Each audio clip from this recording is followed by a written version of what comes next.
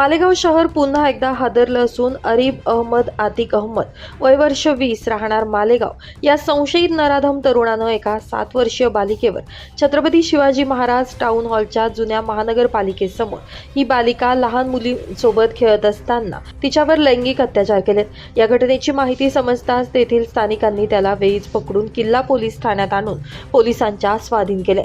मात्र गेल्या 2 दिवसांपूर्वी देखील सदर या संशयित नराधम आरोपीनं एका लहान बालकावर देखील असेच गैरकृत्य केल्याचं तेथील नागरिकांनी सांगितलंय।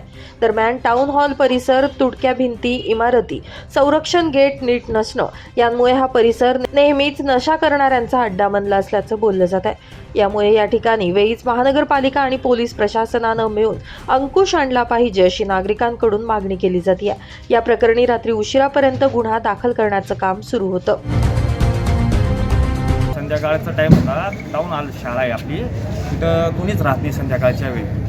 तर ते 2-3 जण आहे, जी गँग आहे तिथली 2-3 जणांची पोरं आहे ते। परवा 2 दिवसापूर्वी या भाऊच्या पुतण्यासोबत झालं आणि आज माझ्या मुलीसोबत झालेले। मुलीला उचललं तर ते गल्लीतले जे पोरं होते आपले त्यांनी धरलं त्याला विचारलं तर तो म्हणतो की ज्या जिसको बुलाने का उसको बुला, मग कॉल करके बुलाता पोरं। तितक्यात त्या पोरांनी त्याला मारलं तर आम्ही मारत नाही ना, पोलीस स्टेशनला आणलेले। आता फरियादचं काम चालू आहे, पुढचं निर्णय पाहू आता काय म्हणतात। मालेगावात हे भरपूर प्रकारानं वाढलेले आहे, आता थोडंसं तरी लक्ष द्यावं बघा पोलीस प्रशासन। नशाखोरीचे प्रकरण जास्त वाढत चालले। हमारा ये मानना है, ये नशा करके कुछ भी गलत हरकतें कर रहे हैं, चोरी चमारी हो रही है, गलत हरकतें हो रही है, तो नशा रुकना चाहिए।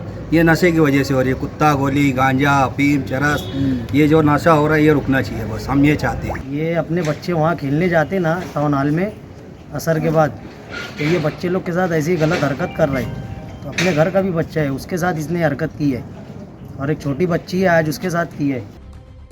ब्युरो रिपोर्ट, नाशिक माझा न्यूज, नाशिक।